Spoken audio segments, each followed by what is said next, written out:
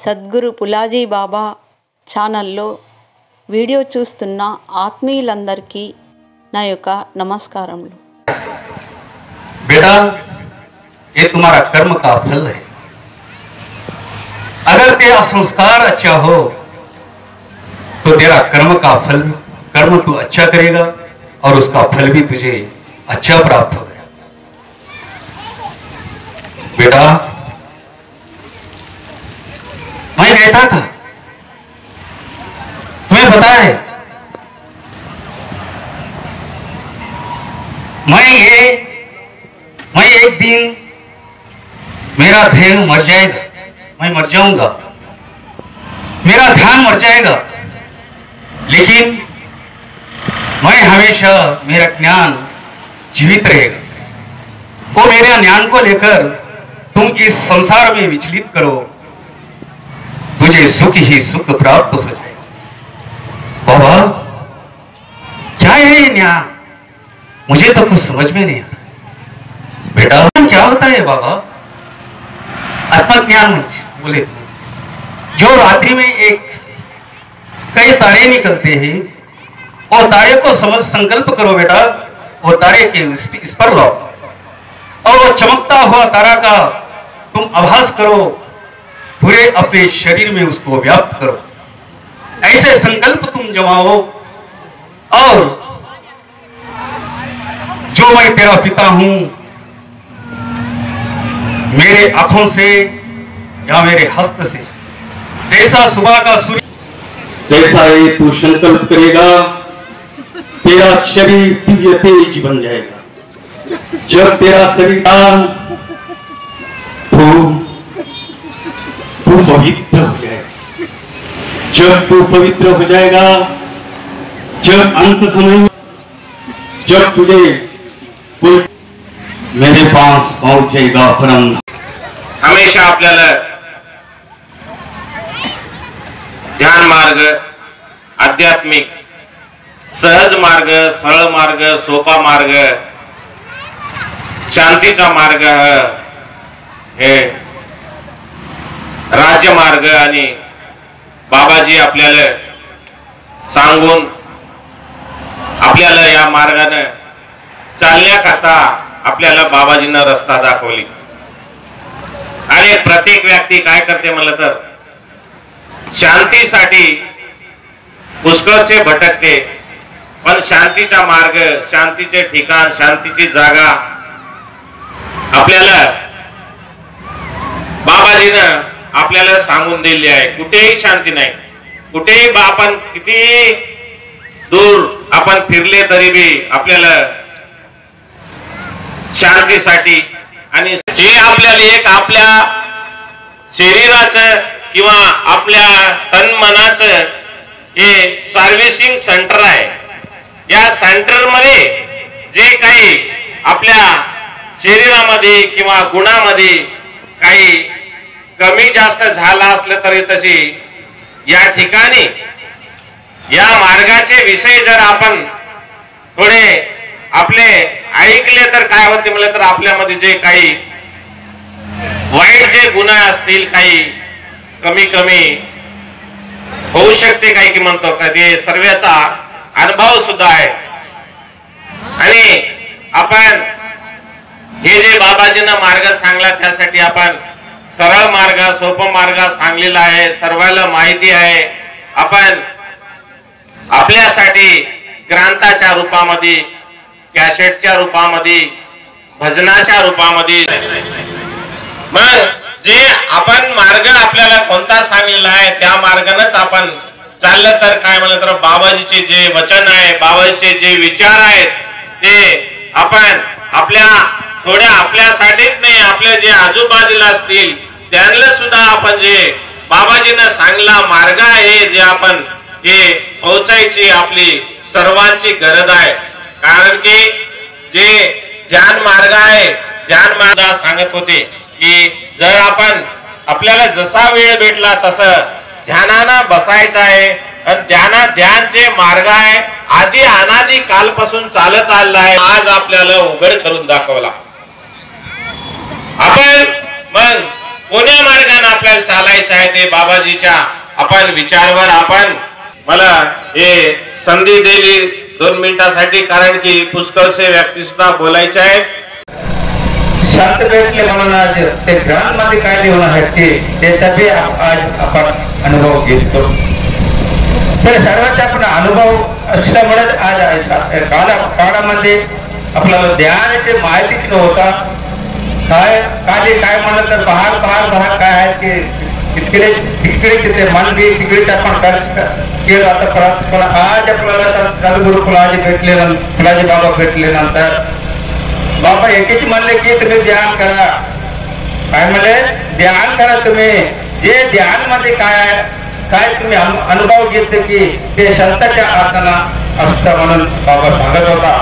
ते ध्यान म्हणजे केव्हा आपला नवइंद्राला एक म्हणजे एकत्र करण्यासाठी केव्हा आपण ध्यान केलं की ते इंद्रामध्ये आपण केव्हा एक चित्त आल्यानंतर ते माहीत करून एक आपल्याला साधू संत म्हणजे बाबा सांगत होते की दर्शन येता वेळा बाई दर्शन आपला एक बाई येऊन दर्शन घेतले तर बाबा म्हणले की गुरुजी आता कसं ओळखाव म्हणले. मला काय माहित बाबा, तुम्ही ईश्वर आहेत, तुमच्या पुढे मी दास हो. तर बाबाच्या दर्शन घेतल्यानंतर फुलाच्या वासना आले की ते ध्यान मध्ये शुद्धी आले म्हणून बाबा ओळखत होता म्हणून. म्हणजे साधू संत आपल्याला तसं ओळखून आपल्याला ज्ञान आपण विसरून होतो. या पूर्वी जास्ती केलो, लाखो पैसे आपण कमाई केलो, काय की केलो, पण संतांच्या जण आपल्याला भेटले नाही. पण आज संतांच्या चरणावर आल्यानंतर संतांचा जण आपण सहजपणानं कवा आपण ध्यान करून नवइंद्राला एक केल्यानंतर शरीरला शुद्ध केल्यानंतर संतांचा आशीर्वाद आपल्याला भेटल्यानंतर त्याला म्हणजे मी लहान राहते वेळा माझ्या बाप वारले, आईच होता पण आईचं मी सेवक केलो, खूप सेवक केलं. मी लकडी आणत होता, पाणी आणत होता, राणून देत होता मी. तर आज मी विचार करत होतो आज साक्षात्कार आपल्याला भेटलं. संस्कार म्हणजे काय म्हणजे आपला आई आपल्याला काय सांगत होतं, तुम्ही रस्ता वाटामध्ये तुम्ही जात होता, जाता वेळा पैसा राहिला पडून राहिला तर ते पैसा तुम्ही घेऊ नका. तुमच्या अधिकार नाही ते तुमच्या मेहनत नाही. बघा संस्कार आपल्याला माय आपल्याला शिकलेला आहे. तुमच्या दुसऱ्याच्या आजारावर तुम्ही राहू नका, तुम्ही कष्ट करा. मी 10वी पर्यंत शिकलो पण शिकता वेळात नमाज लागले की म्हणजे इंडियाला लागते ते नोकरी लागले मला गुरुजी म्हणजे व्यक्ती वास करत असत आणि ते दाम्पत्य परिसरात हिंडायचे आणि सीता पाणी घेऊन सिंचन मायेते दान धर्म करायची जत्रेला. हे मी ऐकलेलं आहे. मी त्या साधूला पाहण्याचं मला भाग्य मिळालं नाही. आणि तो साधू योगायोगाने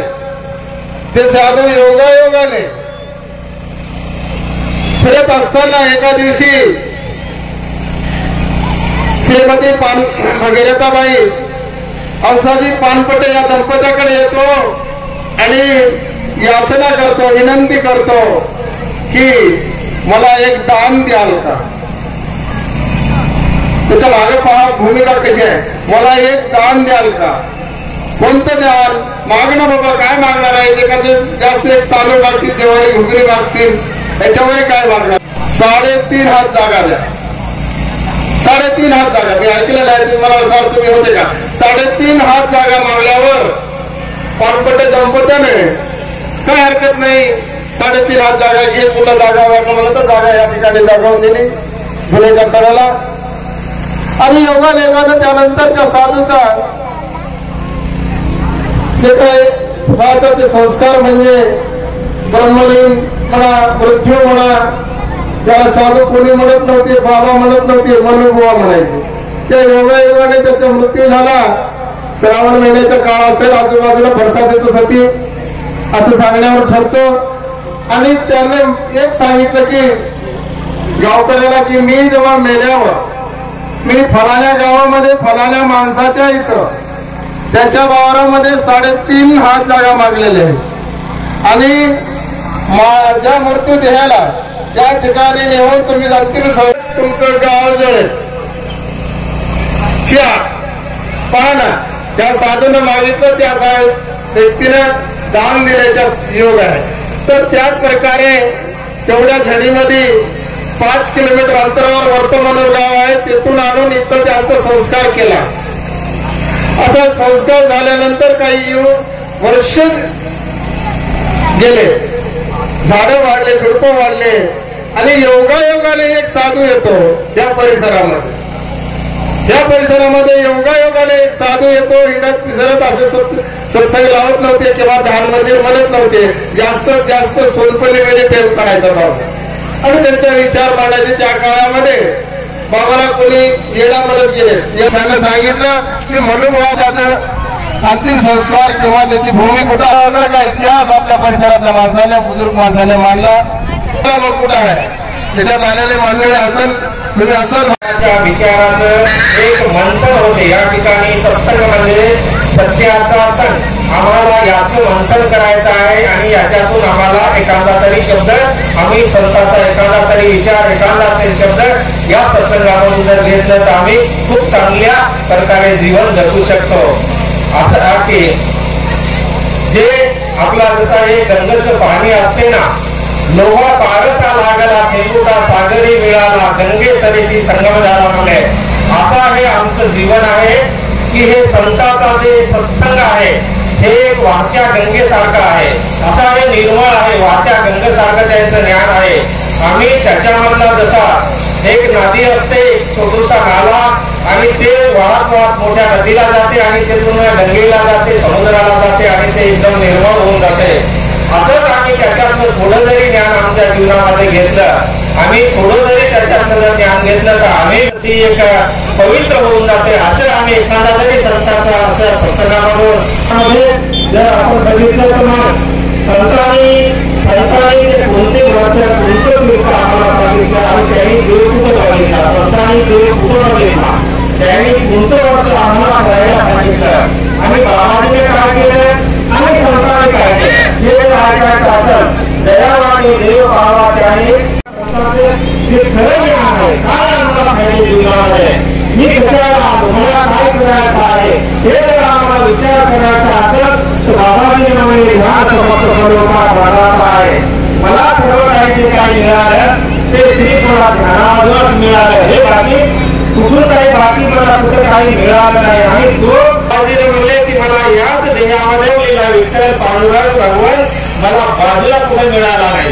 मी इथंच बघितलं आणि मला इथंच भेटलं आणि ते श्री ध्यानामधूनच भेटलं. आणि तुम्ही जरी ध्यान करसाल तर बघा तुमच्या हिशोबाने तुम्हाला जसं जमाल. आत्म्याला ओळखायचं ज्ञान दिलं त्याने, आपल्या आत्म्याला ओळखायचं ज्ञान दिलं आणि ते आम्हाला श्री ध्यानामधूनच ते आमच्या आत्म्याला आम्हाला काही असं दाखवायसारखी काही वस्तू नाही आहे. ती जी वस्तू आहे ना अशी काही दाखवायसारखी नाही, आपल्याला अनुभव घ्यायचा असते. स्वतःचा अनुभव स्वतःमध्ये तुझ आहे, तुझ पाठी परी जागा चुकलाची, अशी आमची जागा चुकलेली. ते संत आम्हाला कुठं याच ठिकाणी ते आम्हाला दाखवून देतात. याच ठिकाणी ध्यान करायचं हेच त्यांनी त्यांच्या जीवनामध्ये हेच त्यांनी सांगितले आहे.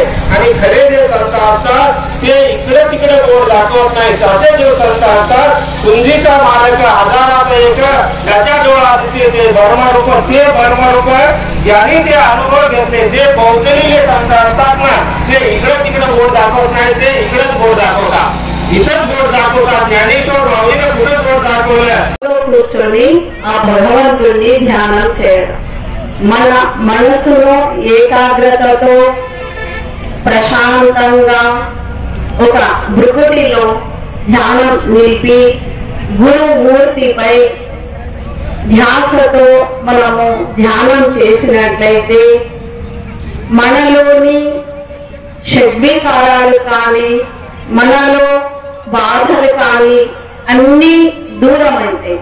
ఇది భక్తులకు చాలా అనుభవాలు అవుతున్నాయి. ప్రతిరోజు ధ్యానం చేయాలి. ధ్యానం చేయడం వల్ల వారికి గురువు యొక్క బాబా గారి దర్శనం అవుతుంది. మరి ప్రతి దినము మనము ధ్యానం చేయడం వల్ల మన వచ్చే ఈ సంసార భవసాగరంలో మునిగి ఉన్నాము కాబట్టి ప్రతి ఒక్కరూ రోజు లేకపోయి మనము ధ్యానం చేసినా మనకు ఆ గురువు మనకు దర్శనమై మనకు ఆ సంకటాల నుండి బాధల నుండి మన దూరం చేసే ఒక యోగ శక్తి సమర్థుడు బాబా గారు. ఈ రోజు బాబా గారి చేత 250 పైగా ధ్యాన కేంద్రాలు వెలిసినాయి. ప్రతి ధ్యాన కేంద్రంలో కూడా భక్తులు సాధకులు వారు ప్రతినిత్యం ధ్యానం చేయగలుగుతున్నారు. ఆ ధ్యానం వల్ల గురు కృప వలన వారిలో కుండలిని శక్తి జాగృతి అవుతుంది.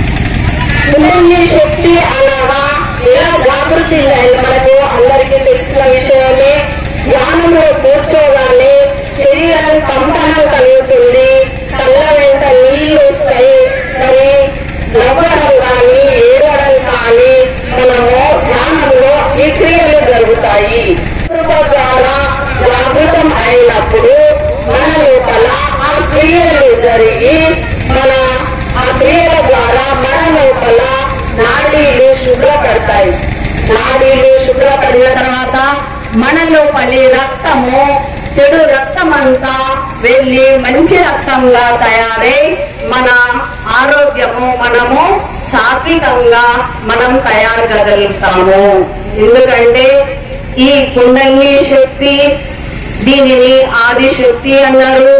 మరియు విశ్వవ్యాప్తమైన ప్రాణశక్తి కూడా ఈ కుండలిని శక్తిని అన్నారు. ఇది ప్రతి ఒక్కరిలో మనలో మూలాధార చక్రంలో మధ్యనాడి సుషుప్తావస్థలో సర్పాకారంలో 3.5 చుట్లతో చుట్టుకొని ఉంటుంది. దీన్ని నాడి కూడా అన్నారు. చూడండి, అదే మన లోపల కూడా మూలాధార చక్రంలో మన ప్రతి ఒక్కరిలో ఉన్నదని బాబా గారు దాన్ని జాగృతి మనకు చేస్తున్నారు. ఎందుకంటే అది అందరిలో ఉంది, పైకి కనబడదు. కానీ ఎప్పుడైతే సద్గురు కృపతో ఆత్మ సాక్షాత్కారం పొందిన మహాయోగులతో అప్పుడు జాగృతి అయి మన లోపల ఆ శక్తి ఊర్ధ్వముఖంగా పైకి పయనిస్తుంది. ఎప్పుడైతే ఈ పైకి పయనిస్తూ ఇక్కడ నుండి మూలాధార చక్రం నుండి ఇక్కడ అనాథ చక్రము, ఇది విష్ణు గ్రంథి అంటారు, ఈ విష్ణు చక్రం నుండి ఇక్కడ రుద్ర చక్రం, ఇక్కడ ఈ సహస్రదళం వరకు ఆ కుండలిని ఇక్కడి వరకు సహస్రదళంలోకి వెళ్తుంది. ఇది ఆధ్యాత్మిక కేంద్రమైన బ్రహ్మరంధ్రము సహస్రారం వద్దకు చేరి ఈ ఆత్మ పరమాత్మలో లీనమైతుంది, అంటే ఐక్యమవుతుంది. అందరిలో ఉన్నాడు. శివ దర్శనమైనప్పుడు అన్ని మన లోపల ఉన్న మూలాధార చక్రంలోని సంచితమైన ఆది మూల వ్యాధులన్నీ భస్మమైపోయి నాశనమైపోయి మన శరీరము ఒక దివ్య తేజం వలె మన ఆరోగ్యపరంగా అప్పుడు మంచిగా తయారవుతుంది. మన మూల వ్యాధులన్నీ అప్పుడు గురు కృపతోనే భస్మమైపోయి మనము సాత్విక మార్గంలో సన్మార్గంలో భక్తి అప్పుడు మనం ధ్యానంలో కూర్చుండి లీనమైపోతాము. ఈ ప్రపంచము ఏమైనా అప్పుడు మనం చూడలేము.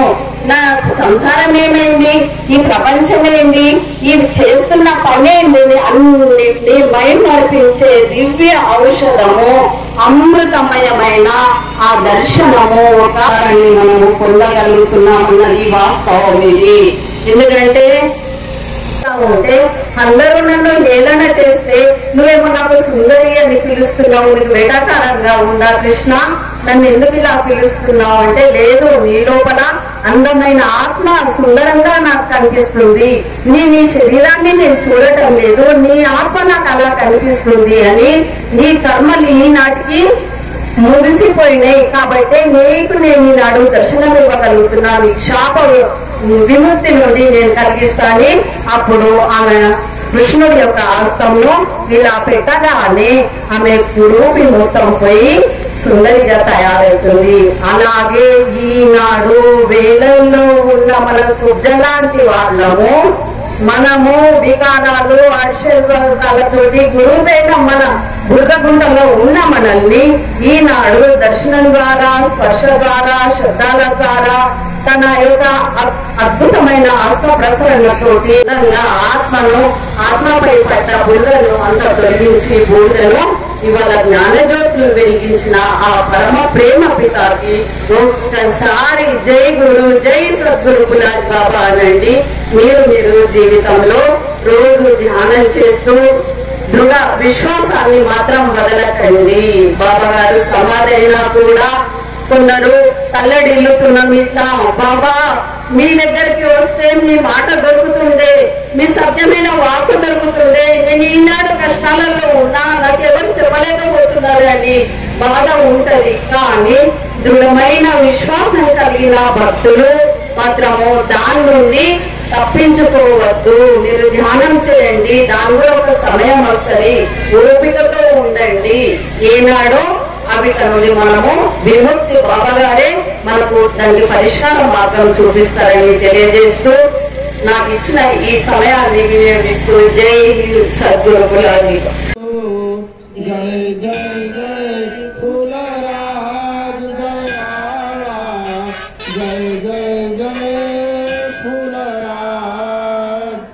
आगस्ट 30ला जन्मदेवनी केले जगाचे कल्याण. आगस्ट 30ला जन्मदेवनी केले जगाचे कल्याण. नासिका आत्मज्ञान फुलाए देवोनी आत्मज्ञान. तव कृपेने तुटतील सारे 84 बंधना. तव कृपेने